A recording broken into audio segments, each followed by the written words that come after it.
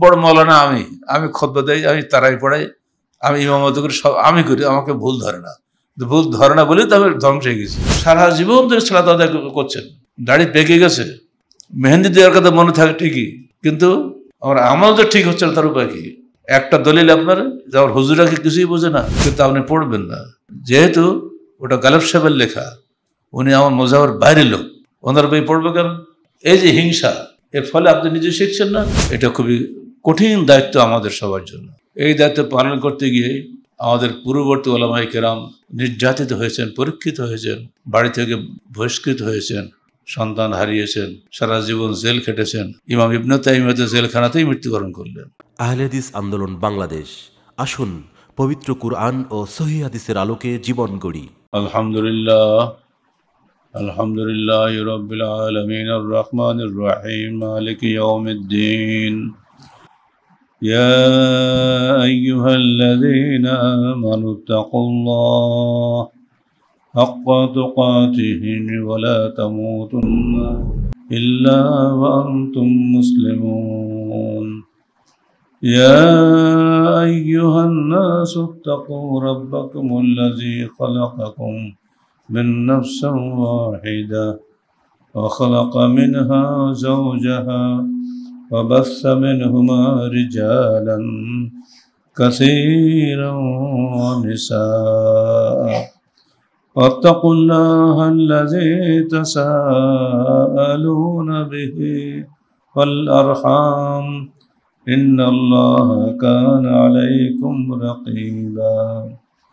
يا أيها الذين آمنوا اتقوا الله وقولوا قولا سديدا يصلح لكم أعمالكم ويغفر لكم ذنوبكم ومن يطع الله ورسوله فقد فاز فوزا عظيما.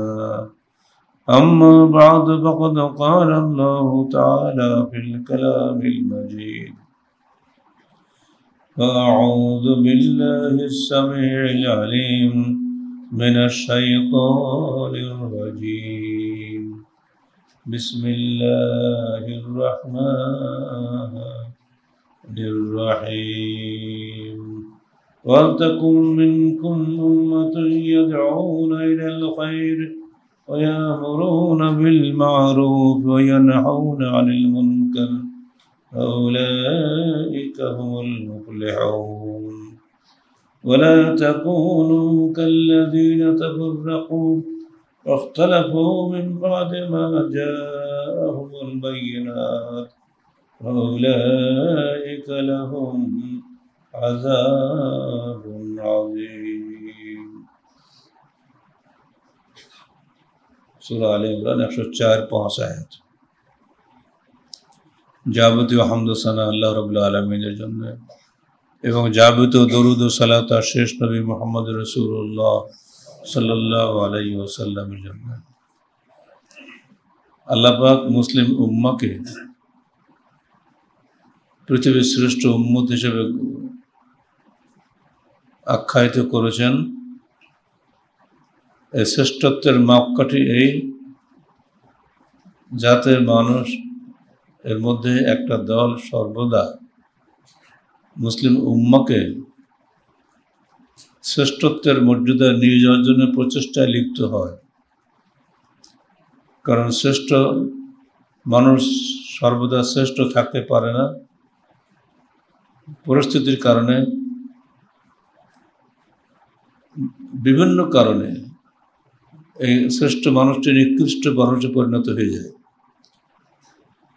এই শ্রেষ্ঠ মানুষগুলোকে শ্রেষ্ঠত্বের মর্যাদা সমাসীন রাখতে গেলে একদল লোককে সর্বদা চেষ্টা করতে হয়।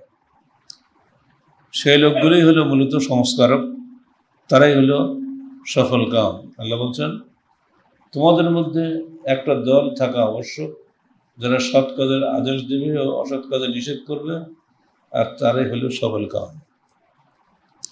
সফল কাম দলভুক্ত হওয়ার জন্য প্রত্যেক মুমিনকে চেষ্টা করা উচিত। আহলে হাদিস আন্দোলন বাংলাদেশ এই প্রচেষ্টা চালিয়ে যাচ্ছে সর্বদা, যাতে বাংলাদেশের বিভিন্ন গ্রামে গ্রামে প্রত্যেক অফিসে সর্বত্র যেখানে আমরা বসবাস করি সেখানে সবসময় একদল লোক তারাই থাকবে যারা পবিত্র কোরআন ও সহিহ হাদিস অনুযায়ী নিজের জীবন পরিচালনা করবেন এবং অন্যকেও প্রতি মুহূর্তে ভুল ধরে দেবেন, বলে দেবেন। এই অভ্যাসটা যদি আমরা করতে পারি তাহলে আমরা এই সফলকাম দরভুক্ত হতে পারবো। আন্দোলন যে যা করে যাচ্ছে সবাই করে যাক, আমরা কিছু বলবো না। যার যার স্যার আক্কেল গোর গোর হিসাব, এই কথা বলে যদি আমরা বসে থাকি, কিছু কাউকে সংশোধনের চেষ্টা না করি, তাহলে আমাদের জীবনটা ব্যর্থ। এই জন্য আহলে হাদিস আন্দোলন বাংলাদেশের লক্ষ্য উদ্দেশ্যে বলা হয়েছে আকীদা ও আমলের সংশোধনের মাধ্যমে সমাজের সার্বিক সংস্কার সাধন আহলে হাদিস আন্দোলনের সামাজিক ও রাজনৈতিক লক্ষ্য। প্রতি মুহূর্তে আপনাকে সংশোধনের মধ্যে থাকতে হবে। পদে পদে আপনার সামনে ভুল ধরা পড়বে, ভুলগুলো আপনার ধরতে হবে। ভুল ধরার জন্য যোগ্যতা অর্জন করতে হবে, যে ভুলটা ঠিক না বেঠিক যাচাই করার জন্য শিক্ষিত হওয়া লাগবে না। এই যে আমি একটু আগে পরীক্ষা নিয়ে, এটা 1 ঘন্টাতে পরীক্ষা নিলাম, পরীক্ষা দেখলাম সবই ফেল করলো। এই যে পরীক্ষা নিচ্ছি, তোরা বললো কি জানেন স্যার, কেউ তো এরকমভাবে আমাদের জিজ্ঞাসা করে যায় না, কেউ তো ভুল ধরে যায়নি। ইমানে মুফাসসাল বলতে পারছে না, আমানতু বিল্লাহি ওয়া মালাইকাতিহি বলেন তো সবাই, ওয়া কুতুবিহি ওয়া রুসুলিহি ওয়াল ইয়াউমিল আখির ওয়াল কদরি খাইরিহি ওয়া শাররিহি মিনাল্লাহি তাআলা। আমরা এই সঙ্গে যোগ দেব আল বাসে বাদাল মউত, তাই না? ইয়াউমুল আখির যা বাসে বাদাল মউত, তো তাই রিপিটেড। অথচ যত আমরা একজন বলেই ফেললো, অথচ বাঘ মারার লোক, এই তো জন্মগত আহলে হাদিস সব, কিন্তু আমার খালি আহলে হাদিস কিন্তু জানে না কিছু। এখন বয়স হয়ে গেছে, আর মুখস্থ হয় না, কি বিপদ!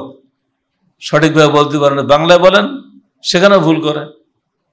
তাহলে আপনি যদি একটা বলতে না পারেন, মরার পর কবরে গিয়ে 3টে প্রশ্ন করে, তো উত্তর দেবেন কেমন করি? বাংলা 3টে প্রশ্ন কি? মার রব্বুকা ওমা দীনুকা ওমা হাযাল্লাযী বুইসা হাযার রাজুলুল্লাযী বুইসা আলাইকুম। তোমার রবকে, তোমার দিন কি, তোমার কাছে যে লোকটাকে পাঠানো হয়েছিল এই লোকটা কে? এই 3টে প্রশ্নের জবাব তো দিতে হবে। এটাও আমরা জানি না। আর তুমি একটু না জানলে তো সব কবর গেছে সব ভুলে দেওয়া। সালে সব মরে গেছে, এখন কবর যে কি বল চালে জানে, আমার খবর রাখি? আমার ওপরে বাড়িতে হরদম বক্তৃতা করলাম, চিৎকার কতই করলাম, কিন্তু আসল কাজ তো ওনার হাতে শুরু হয়ে যাচ্ছে। যে মরবে, মরার পর তো কিয়ামত শুরু হয়ে যাবে না? বা মাতা ফাঁকা কামত কিয়ামত, যে মরে গেলে তার কিয়ামত শুরু হয়ে গেল। অতএব চেষ্টা করেন, ছোটোখাটো বিষয় মনে করবেন এগুলা। MA পাস করেছেন, কামাল পাস করে সব, মানে ডিগ্রি সব শেষ, কিন্তু আসল ডিগ্রি নেই, সব ব্যর্থ হয়ে যাবে। বাড়িতে মহিলাদের মিটিং করার জন্য, মহিলা সংস্থার বৈঠক করার জন্য প্রতি সপ্তাহে তালিম দেওয়ার চেষ্টা করুন, যাতে আপনার স্ত্রী, আপনার মেয়ে যেন জাহান্নামী না হয়। তাদেরকে তো শিখতে হবে, তারা তো আমারই সন্তান, আমারই মা, আমারই স্ত্রী, সবই তো আমার সংসারভুক্ত। তাদের একটা দায়িত্ব আমাদের প্রত্যেকের ভাইয়েরা আছে, প্রত্যেকেরই সংসার আছে। ও আনফুসাকুম ওয়া আহলিকুম নারা, তোমরা নিজেদেরকে এবং নিজের পরিবারকে জাহান্নাম থেকে বাঁচাও, আল্লাহ তা নিজেই বলে দিচ্ছে। অতএব প্রশিক্ষণে যারা আমরা আসছি, আমরা যেন শিখছি, উপকৃত হচ্ছে, জানা জিনিস নতুন করে শিখছি, জানা জিনিস নতুন করে শিখছি। তাই একজন বলে ফেললো, এই যে স্যার আপনি জিজ্ঞাসা করছেন, এতেই আমাদের শেখা হয়ে যাচ্ছে। জিজ্ঞাসা করার লোকই তো নেই গ্রামে। আমি বড়, মানে বড় মৌলানা, আমি খুতবা দেই, আমি তারাই পড়াই, আমি ইমামতি করি, সব আমি করি, আমাকে ভুল ধরে না। ভুল ধরে না বলেই তো আমি ধ্বংস হয়ে গেছি। ধরতে তো হবে। সেটা বুদ্ধি দিলাম যে আপনি যে শাখা আপনার আছে, নিজে তো সবসময় শিখাচ্ছেন, বলে দেখো তোমার একটু আমার প্রশ্ন করো, আমার একটু ভুল হয়ে যায় কি দেখি, বই তো সামনে আছে, বই দেখে যে কোনোটা প্রশ্ন করবে আপনি উত্তর দেবেন। আর পারলেন না, লজ্জা করবেন না, দেখার আগে পারলাম না ভাই, তোমরা ভুল ধরো, আমি কিন্তু পারলাম না, ফেল করলাম, আগামী সপ্তাহে ভালো করে মুখস্থ করে আসবো। যদি সভাপতি নিজে যদি বলে ভাই তোমরা আমার ভুলটা ধরো, তাহলে তো সবাই ভুল ধরো, তাই না? আর সভাপতি যদি আত্মহংকার করে, আরে আমি কিন্তু সবচেয়ে বেশি জানি, আমি তো সভাপতি, ক্ষমতা ধরতে যাবো কেন? এটা হবে না। শেখার জন্য নিজেকে এগিয়ে আসতে হবে। আর আসর ইন্নাল ইনসানা লাফি খুসর ইল্লা আল্লাযিনা আমানু, আছে না? 4টে গুণ না থাকলে প্রত্যেকটা মানুষ আমরা ক্ষতিগ্রস্ত। প্রথম হচ্ছে জেনে বুঝে ঈমান, এই জানা বোঝাটাই হচ্ছে একটা ইমানে মুফাসসাল, ইমানে মুজমাল। এদের ইমান এই সংজ্ঞা যদি আমরা না জানি তো জীবনটা ব্যর্থ না। আর ইমানের একটা অংশ তো এটা, আমার মৃত্যুর পরে আমার কবরে কি কি প্রশ্ন হবে, এগুলো ইমানেরই অংশ। এর জন্য কোনো বড় ডিগ্রিধারী হওয়া লাগবে না। এগুলো আপনারা নিজে শেখান এবং নিজের পরিবারকে শেখান। আর সংগঠনে বসে বলে, ভাই তুমি আমাকে প্রশ্ন করো, তাহলে আমি টাইট হয়ে যাবো। আন্দোলনে কেউ সারা জীবনকালে সভাপতিই থাকছে কিন্তু উন্নতি হচ্ছে না। উন্নতি হচ্ছে না কেন? ওই যে নিজে আঙুল ঘুরেছে, নিজের ভুলকে ধরে দেয়নি।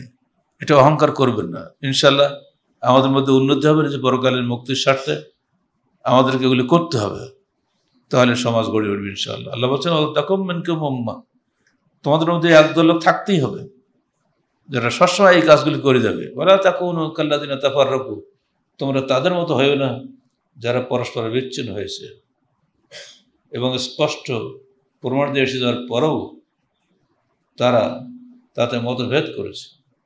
তাদের জন্য রয়েছে ভয়াবহ শাস্তি। স্পষ্ট দলিল এসে গেছে, অথচ আপনি মানছেন না, কারণ আমার মযহাব এটা নাই। স্পষ্ট দলিল আছে রফুল আদানের, আপনার মযহাব নেই, আপনি করলেন না।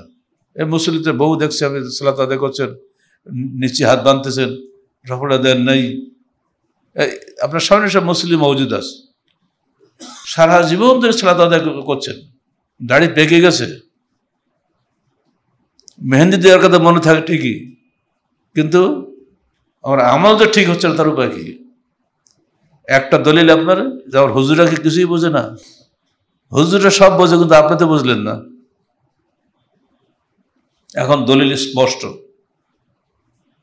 সালাতুর রাসূল পড়েন, প্রত্যেকটা বিষয়ের হাদিসের নম্বর, অধ্যায় সব দেওয়া রয়েছে। সালাতুর রাসূল পড়লেই আপনার কাছে অন্তত সালাত সম্পর্কে স্পষ্ট আইডিয়া হয়ে যাবে না, কিন্তু আপনি পড়বেন না, যেহেতু ওটা গালেব সাহেবের লেখা, উনি আমার মযহাবের বাইরে লোক, ওনার বই পড়বে কেন? এই যে হিংসা, এর ফলে আপনি নিজে শিখছেন না, আর অন্যকে সংশোধন হওয়ার সুযোগটাও দিচ্ছেন না। এটা করবেন না। আপনি বলছেন আমি ইসলামী দল, দলের কি? আপনি ক্ষমতা গেলে তো মযহাবি আইন করবেন। আমার সে 1995 সালের কথা মনে আসে, চকলি কনফারেন্সে, আমাদের নওগাঁ, ওটা চকলি নওগাঁ, তো 95 সালে আমার এক ভাষণ ছিল সেখানে। ওই এলাকাটা সম্পূর্ণ আহলে হাদিস, কিন্তু সব কমিউনিস্ট এবং এই মযহাবি রাজনীতির অনুসারী। প্রকৃত আহলে হাদিস একটাও নেই, রবাদিন সবাই কমিউনিস্ট, মানে সিরিয়াস কমিউনিস্ট, আল্লাহ নেই, অসবর আহলে হাদিস। তো সেখানে আমি বললাম, আজকে ভোটাভুটি করবো, আজকে ভোট না করে যাচ্ছে না। আমি এত ভোটের সব আপনাদের, আমি বললাম স্টেজে যারা আমরা আছি, আমরা সরকার, ধরেন বাংলাদেশের বঙ্গভবন, আমাদের পার্লামেন্টের কোথায় বঙ্গভবন না, ধরেন এটাই বঙ্গভবন, আমি এখন এখানে বক্তা, আমি প্রেসিডেন্ট, এরা আমি সারা জীবন তো থাকবো না, আপনাদের সমর্থন দরকার, বলুন আমি আইন করব, কিভাবে ভিত্তিতে করব? আল্লাহ নেই এই মর্মে আইন করব? সবাই বলছে না না ওটা হবে না। কেন? আল্লাহ কোথায় দেখতে পাই কেউ? আসলে নেই তো, না ওটা হবে না, ওকে মানে। তা আপনার কমিউনিস্ট বলেন কেন? তো তাই নাকি কমিউনিস্ট মানে কি আল্লাহ নেই? তো বোঝো না, গডলেস থিওরি। তাহলে ওটা বাদ, ও আইন চলবে না। সব মুসলমানের দেশ, এখানে ওই কমিউনিস্ট আইন চলবে না। এটা গেল, ভোট একটা হয়ে গেল। এবার দ্বিতীয় ভোট, আমি এবারে ভোটাভুটি করবো, ভাই বলেন এ দেশে ইসলামী আইন চলবে না মানুষের বানোয়াট আইন চলবে? না, ইসলামী আইন চলবে।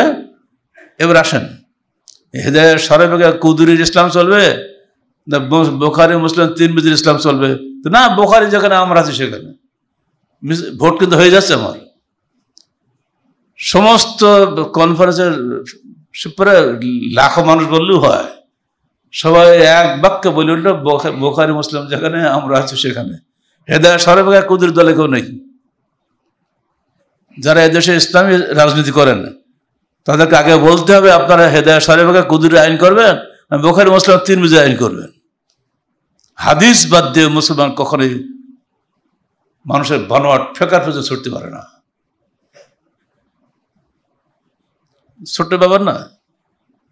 দেখেন মুসলমান আপনারা সবাই, আমরা যারা এখানে আসি, আমরা আলহামদুলিল্লাহ আমাদের ইমানে কোনো গলতি নাই, কিন্তু আমলে গলতি আছে।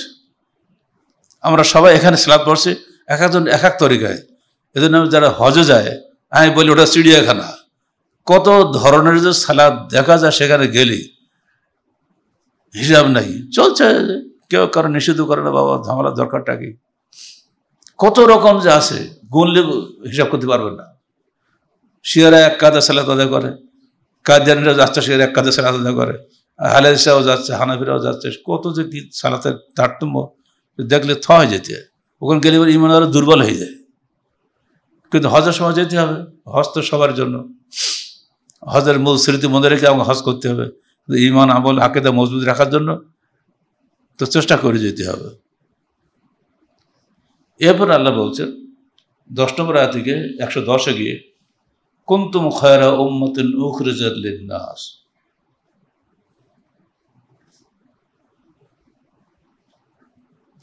তোমরা শ্রেষ্ঠ জাতি, যাদের উদ্ভব ঘটানো হয়েছে মানব জাতির কল্যাণের জন্য। তোমরা সৎ কাজের আদেশ দিবে ও অসৎ কাজে নিষেধ করবে এবং আল্লাহর উপরে বিশ্বাস রাখবে। কুনতুম খায়রা উম্মাতিন উখরিজাত লিন-নাস তা'মুরুনা বিল মা'রুফ ওয়া তানহাউনা আনিল মুনকার ওয়া তু'মিনুনা বিল্লাহ।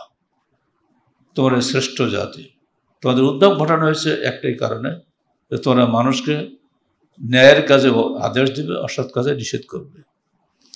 এটা খুবই কঠিন দায়িত্ব আমাদের সবার জন্য। এই দায়িত্ব পালন করতে গিয়ে আমাদের পূর্ববর্তী ওলামায়ে কেরাম নির্যাতিত হয়েছেন, পরীক্ষিত হয়েছেন, বাড়ি থেকে বহিষ্কৃত হয়েছেন, সন্তান হারিয়েছেন, সারা জীবন জেল খেটেছেন। ইমাম ইবনে তাইমিয়া জেলখানাতেই মৃত্যুবরণ করলেন। হাফেজুল কাইম একই অবস্থা। যত বড় বড় মুজাদ্দিদ, সংস্কারক, যুগশ্রেষ্ঠ মানুষ যারা, তাদের প্রত্যেকের জীবনে পড়লে হতভম্ব হয়ে যেতে, তারা কত কষ্ট করেছেন। কিন্তু আমরা, আমাদের মনে কোন দাগও কাটে না।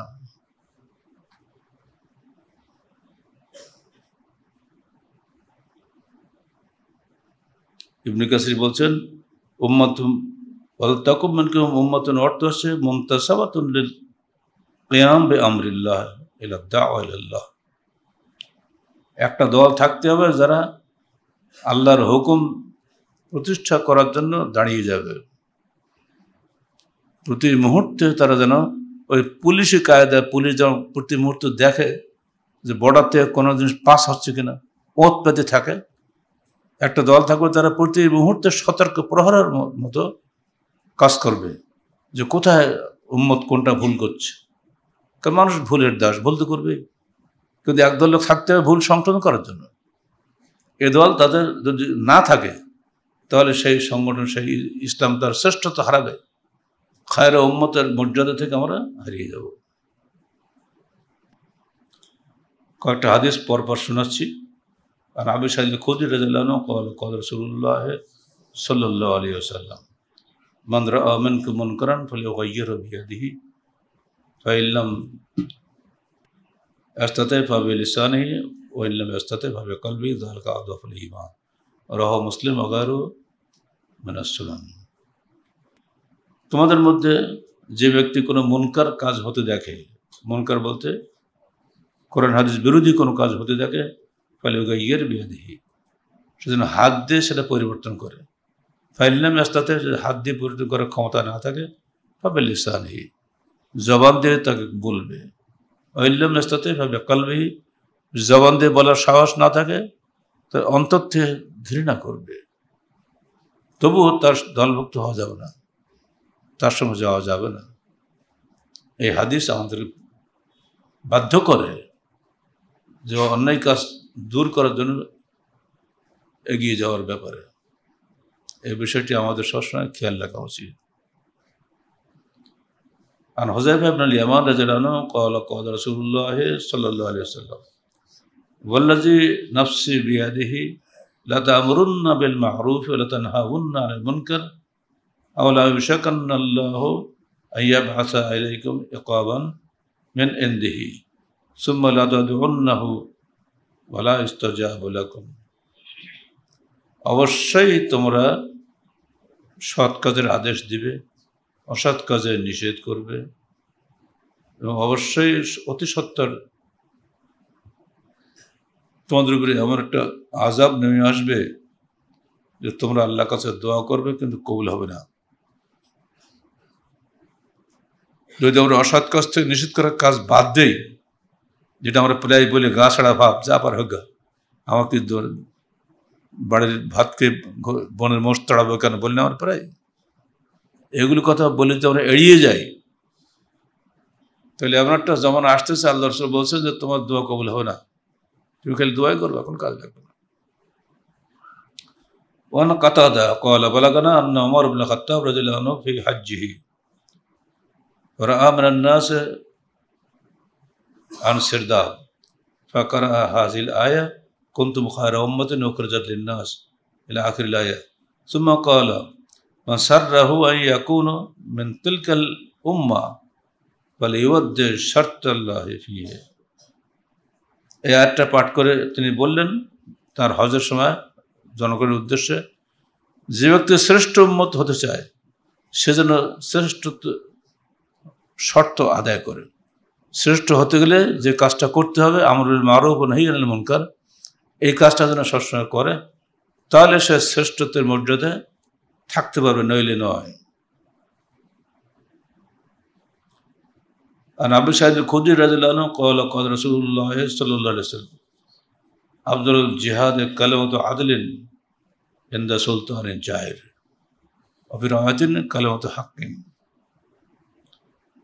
শ্রেষ্ঠ জিহাদ হচ্ছে ন্যায়পূর্ণ কথা বলা অত্যাচারী সম্রাটের সামনে।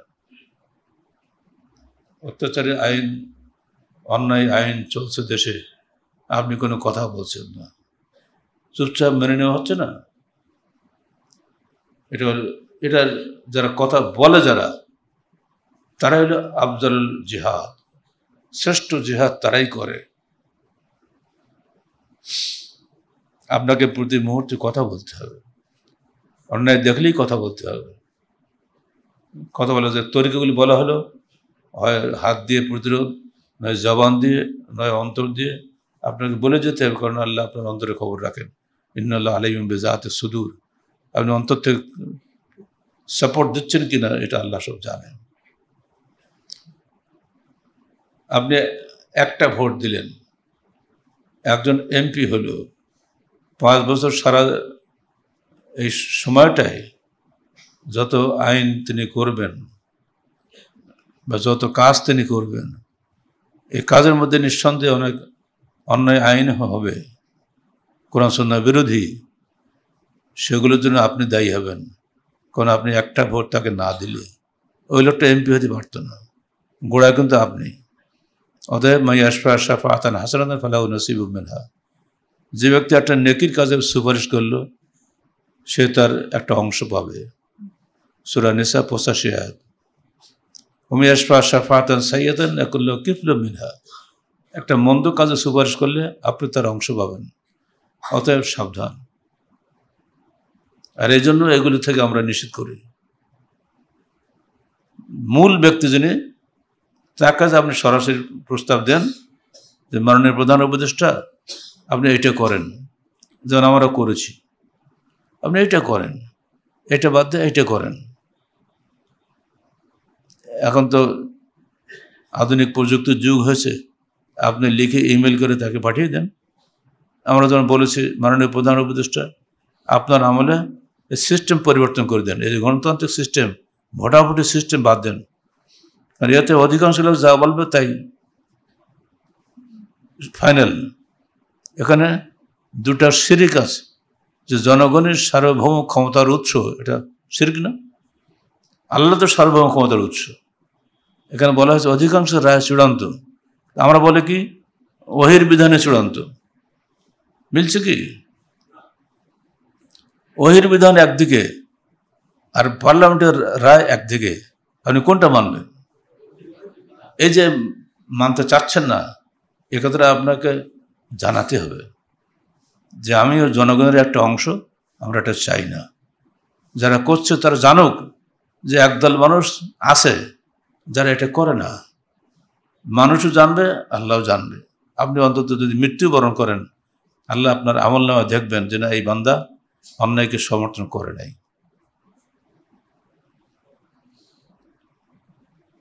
আর আবু হুরায়রা রাদিয়াল্লাহু আনহু قال قال رسول الله صلى الله عليه وسلم ان في الجنه 100 درجه আ'আদাহা আল্লাহু লিল মুজাহিদিন ফি সাবিলিল্লাহ, রাওয়াহুল বুখারী।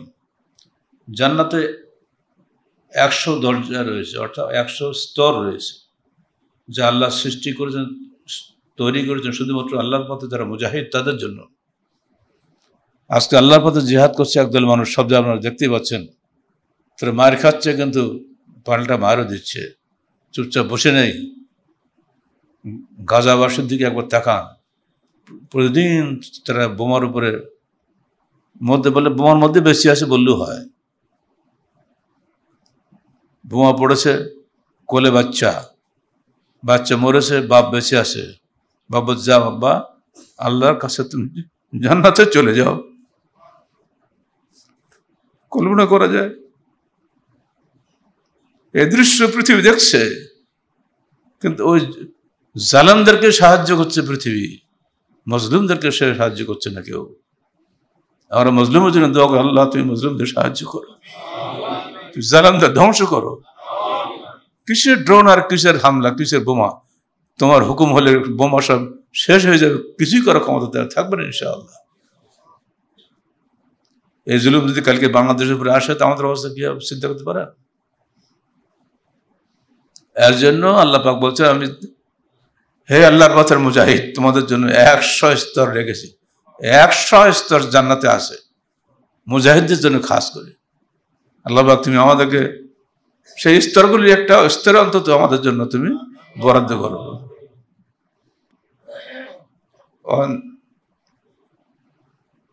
জাবির বিন সামুরা قال قال رسول الله صلى الله عليه وسلم لن يبرح هذا الدين قائما يقاتل عليه إصابة من المسلمين حتى تقوم الساعة, رواه মুসলিম। আল্লাহ রাসূল বলছেন, এই দিন অতদিন কায়েম থাকবে, দণ্ডায়মান থাকবে, যতদিন এই দিনের জন্য একদল মুসলমান সবসময় সংগ্রাম করবে। হাত্তা তাকুমুস সাআ, কিয়ামত পর্যন্ত। লা তাযালু তায়িফাতুম মিন উম্মতি যাহিরিনা আলাল হক লা ইয়াযুররুহুম মান খাযালাহুম হাত্তা ইয়াতি আমরুল্লাহ ওয়া হুম কাযালিক। চিরদিন একদল লোক থাকবে যারা আল্লাহর বিধানের উপরে কায়েম থাকবে, হকের উপরে দৃঢ় থাকবে প্রকাশ্যভাবে। আন আবি মুসা আল-আশআরী রাদিয়াল্লাহু আনহু قال قال رسول الله صلى الله عليه وسلم من قاتل لتكون كلمة الله هي العليا فهو في سبيل الله। আমরা সবাই বলি আমরা আল্লাহর পথে আছি, আল্লাহর পথে আছি, না, আল্লাহ ব্যাখ্যা দিচ্ছেন আল্লাহ রাসূল, যে ব্যক্তি লড়াই করে লিতাকুনু কালিমাতুল্লাহি হিয়াল উলিয়া, আল্লাহর কলমা যেন উচ্চ হয়, যেন নিচু না হয়, সেটাই হলো ফি সাবিলিল্লাহ, জিহাদ ফি সাবিলিল্লাহ। শুধু দাবি করলেই হবে না। ওয়ান আনাস রাদিয়াল্লাহু আনহু قال قال رسول الله صلى الله عليه وسلم جاهدوا المشركين بأموالكم وأنفسكم وأموالكم, রাওয়াহু আবু দাউদ। তোমরা জিহাদ করো আল্লাহর রাস্তায়, তোমাদের মাল দিয়ে এবং জান দিয়ে। মাল দিয়ে কথাটা আগে বলা হয়েছে। মালের বেলায় আমরা খুব কৃপণ, টাকা দিতে চাই না, মাল ছাড়া জিহাদ হয় না। যেন আল্লাহ নবী আগে মাল বলেছেন, বিআমওয়ালিকুম ওয়া আলসিনাতিকুম, তোমাদের মাল দিয়ে, তোমাদের জান দিয়ে এবং তোমাদের জবান দিয়ে জিহাদ করো। আগে কিন্তু আনফুসাকুম আসেনি, আগে মাল এসছে, তারপর জীবন এসছে, তারপর জবান এসছে। অতএব মুমিনের বসে থাকার সুযোগ নাই। পথে ঘাটে রাস্তায় চলার সর্বাবস্থায় একটা মুমিন আমর বিল মারুফ ওয়া নাহি আনিল মুনকারের অধিকারী। সবসময় সে হক কথা বলে। একটা ঘটনা আপনারা শুনে এই যে উমাইয়া খলিফা সুলাইমান বিন আব্দুল মালিক 96 হিজরি থেকে 99 হিজরি 3 বছর তিনি ক্ষমতায় ছিলেন। তার সময় একজন বিখ্যাত আলেম ছিলেন, তাকে শায়খুল মদিনা বলা হতো। খুব জবরদস্ত আলেম ছিলেন। তাকে একদিন উনি দরবারে ডাকালেন, ডাকে তাকে 3টে প্রশ্ন করলেন। সেই প্রশ্নগুলো আপনার মনে রাখেন এবং মুখস্থ রাখেন। কাইফাল কুদুম ইনদাল্লাহ আলাল্লাহ, হে শায়খুল মদিনা, আমি আল্লাহর কাছে যাব কিভাবে? আপনার কি মনে হয় আল্লাহর সামনে কিভাবে দাঁড়াবো? জবাব দিচ্ছেন, আম্মাল মোহসেন কাল গায়েব ইয়াকদমু আলা আহলিহি, যদি আপনি সৎকর্মশীল হন তাহলে আপনি আল্লাহর সামনে দাঁড়াবেন এমনভাবে যেমন অনুপস্থিত ব্যক্তি বহুদিন পরে তার পরিবারের কাছে ফিরে আসে। মানে আল্লাহকে পেয়ে আমরা এত খুশি হব, আমি যেন নিজের পরিবারের কাছে ফিরে এসেছি। ওয়াম্মাল মাসি আহাবেক ইয়াকদমু আলা মাওলাহ, আর যদি আপনি দুষ্কর্মী হন তাহলে ওই পলাতক গোলামের মতো হবেন যে বহুদিন পরে তার মনিবের কাছে ফিরে আসে, পালিয়ে ইসলামের দিন। জেল থেকে যারা পালা দেখেন না, আবার ধরা পড়ে সংগঠন থেকে বেরিয়ে গেলেন আর সংগঠন ফিরলেন না, চলে গেলেন না, আলাদা দল করলেন, ফলে সমাজে বিভক্তি সৃষ্টি করলেন। আহলাদিস সমাজে হক দল থাকতে পুনরায় আরেকটি হক দল করার দাবি করাটা বৃথা। আহলে সমস্ত হক প্রমাণ করেন যেটা হক নয়। এই বিষয়গুলো এত হালকা মনে করবেন না, কঠিন বিষয়। 2 নম্বর প্রশ্ন, মালি ইনদাল্লাহ, আল্লাহর কাছে আমার জন্য আল্লাহ মানে কি পুরস্কার আছে? শায়খুল মদিনা উত্তর দিলেন, আরিজ নাফসাকা আলা কিতাবিল্লাহ, আপনি নিজেকে আল্লাহর কিতাবের সামনে পেশ করুন। আল্লাহ বলছেন, ইন্নাল আবরারা লাফি নাঈম ওয়া ইন্নাল ফুজ্জারা লাফি জাহিম, নিশ্চয়ই সৎকর্মশীল লোকেরা থাকবে আল্লাহর নিয়ামতের মধ্যে, জান্নাতুন নাঈমের মধ্যে। ওয়া ইন্নাল ফুজ্জারা লাফি জাহিম, দুষ্কর্মী লোকেরা থাকবে জাহিম অর্থাৎ জাহান্নামের মধ্যে। আপনি নিজেকে সেভাবে পেশ করেন, তাহলে আপনি বুঝতে আপনি আল্লাহর কাছে কীভাবে থাকবেন। 3 নম্বর প্রশ্ন, মালি ইনদাল্লাহ, আমার কাছে আল্লাহর কাছে কি পুরস্কার রয়েছে? প্রথম প্রশ্ন হলো কিভাবে আমি আল্লাহর সামনে দাঁড়াবো বলে আপনি মনে করেন, উত্তর তো হয়ে গেল। তারপর প্রশ্ন হলো আল্লাহর কাছে আমার কি পাওয়ার আছে?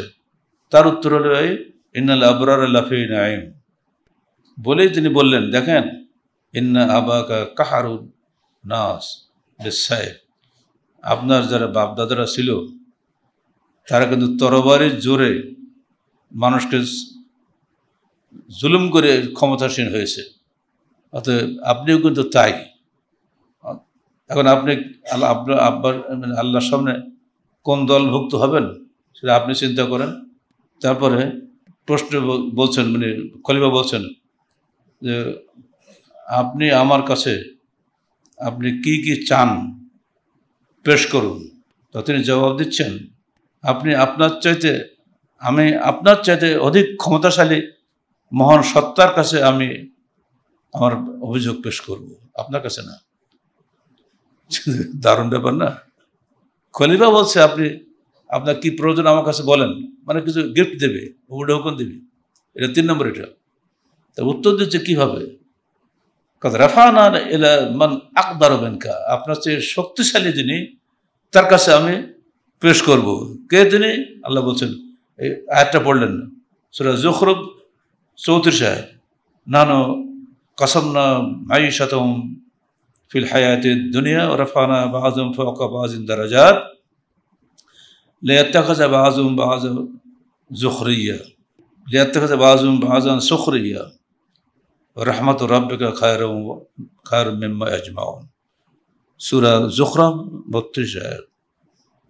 দেখেন, আল্লাহ বলছেন, না কাসামনা মাঈশাতাহুম, আমরা এই মানুষের রুজি ভাগ করে দিয়েছি, বন্টন করে দিয়েছি, কার কতটুকু রুজি হবে সেটা আমি করে দিয়েছি।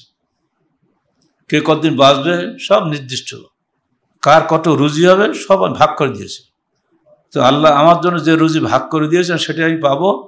আপনি বাদশাহ খলিফা, আপনি আমাকে রুজি বাড়াতে পারবেন না, অতএব আমি রুজি আপনার কাছে কিছু চাই না, কোনো পুরস্কারও চাই না। এই যে হক কথা বলার সাহস খলিফার সামনে কজন লোকের আছে বলেন? আর দিচ্ছে আমি নেব না, একে জাতা পাবেন নাকি? আল্লাহ পাক আমাদের মধ্যে এইভাবে যে কোনো পরিবেশে আল্লাহর পথে থাকার তৌফিক দান করুন এবং সৎ কাজের আদেশ ও অসৎ কাজে নিষেধ করার যোগ্যতা এবং সাহস আল্লাহ পাক আমাদেরকে দান করুন। আমিন। আকুলু কওলি হাযা আস্তাগফিরুল্লাহ লি ওয়া লাকুম ওয়া লিসাইরিল মুসলিমিন।